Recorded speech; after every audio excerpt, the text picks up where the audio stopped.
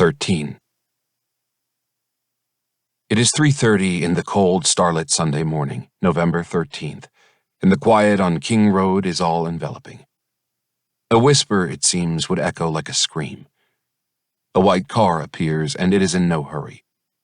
It creeps along in front of 1122 as though on tiptoes. Continuing past the adjacent Queen apartments, it climbs up the incline and is abruptly trapped in a dead end. But there's no sense of any frustration. The driver carefully executes a three-point turn, and the car exits toward Greek Row. Is that it? The driver cannot seem to find the will to park. He needs to stop wavering and hold the idea, the possibility, firmly in his mind. Only the driver of the white car is unreconciled. He is not there yet, but he so wants to because, as if summoned, he returns. The white car retraces its earlier route, but apparently he still cannot vault to the place he wants. He feels he must reach. He can still see other possibilities. Once again, the white car exits the neighborhood. Yet minutes later, the car returns as if pulled by an invisible force. He needs to find the boldness to act, except he cannot. Once again, the car approaches, only finally to pull away. And this time he is determined to stay away. It's as if he does not want to be that other person. He continues on to Taylor Avenue until King Road is a faint, distant blur in his rearview mirror. He is escaping. But he cannot help himself. It is 4 o'clock in the morning, and the driver turns around and returns a third time. The white car has stopped, engine idling on the asphalt parking bluff above the King Road house. Turning off the ignition will require the strength of Hercules. It seems an impossible task. It's still not too late to flee. But he must know his hesitation is a hoax. He must understand that only the deed will silence the voices screaming like a chorus of banshees inside his head. With that realization, self-restraint crumbles, and in an incredible moment, he finds the will. The idea has become as natural as breathing. He is committed. He turns the ignition off. The door of the white car opens. No one notices. All remains still.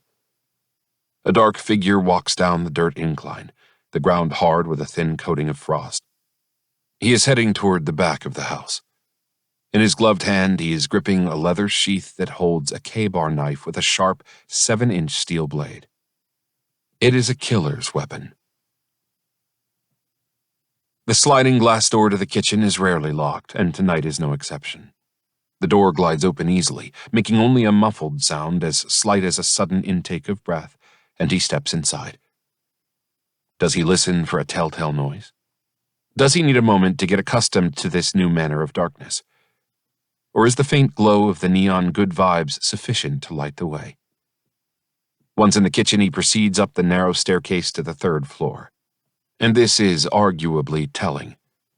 If he were aimless, driven only by furious emotions, he would burst forward into either of the 2nd-floor bedrooms. But he has a plan. He knows where he is going. He is a hunter, stalking his prey. Another speculation. Since Kaylee no longer lives full-time in the house, his target has always been, since the madness first crept into his thoughts, petite Maddie. The stairs up to the 3rd floor creak with the tread of his feet. He advances toward the bedroom door. Does his heart beat slow? Does he feel invulnerable? Does he restrain himself, knowing that attack blows are better for this moment of delay? When he opens the door, he finds 2 girls in the bed asleep. He slashes away swiftly, savagely. The wounds are long and very deep. It is quick, vicious work. In the single bed, the 2 lie dying, their bodies splayed yet touching. Their blood seeps into the mattress in a spreading red stain. Yet despite her wounds, Kaylee manages to lift herself up and, as if trying to escape, wedges herself into the far corner of the small room. The determined killer closes in, and she fights back. But all is quickly over, and her bloody body crumples to the floor. The commotion and smell of blood rouses the dog, Murphy. From the room across the hall, the dog is frantic, his sense of danger keen. He bellows with large, cathartic howls. Downstairs, Dylan wakes. Is Kaylee playing with Murphy at this time of night? She calls out with disapproval into the darkness from her bed. No one answers, but Murphy has calmed in some measure. The sounds the dog makes are steady and low. The killer walks down the stairwell. Xana is awake. "There's someone here," she cries out, the alarm loud enough so that from her bedroom across the hall Dylan hears every word. She opens her bedroom door and peers out. There is only darkness, and closing the door behind her, she returns to her bed. This is not the time, she decides, to make sense of things. But Ethan has emerged from Xana's room to investigate. And suddenly he is standing face to face with an intruder dressed entirely in black, a black mask pulled up high on the ridge of his nose. Ethan is 6'4", powerful, an athlete. Yet the killer does not hesitate. He lashes out without compunction, and an arcing blow slices through Ethan's neck, catching the jugular. His body starts to topple and then falls in the doorway with a flat thud. Does the killer crouch over his victim and continue his attack? If so, the assault is unnecessary. Ethan is already dead. Xana is sobbing. The plaintive sound rouses Dylan again. She opens her bedroom door a crack and once again peers. The darkness reveals nothing. The killer is now close enough to Xana to see that she is trembling. Despite everything that is raging in him, he selects his words with a deliberate care. "It's okay. I'm going to help you," he says. It is a lie.